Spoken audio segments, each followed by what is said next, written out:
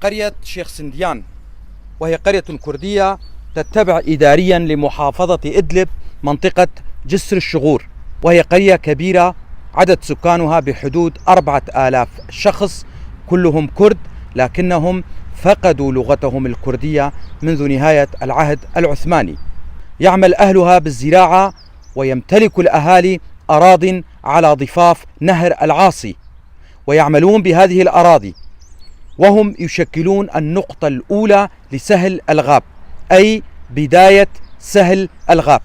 وصلتني هذه المعلومات من أحد أبناء المنطقة الكرد، وأنا ألقيها بصوتي. أنا علي عبد الله كولون، محام من منطقة درباسية. أتمنى على أهلنا في قرية شيخ سنديان أن يتعلموا لغتهم الكردية، وأن يعلموها لأبنائهم، وأن يسموا أبنائهم بأسام كردية، فلغتنا الكردية كبقية اللغات هدية من الله، وعلينا أن نتعلمها وأن نعلمها لأولادنا.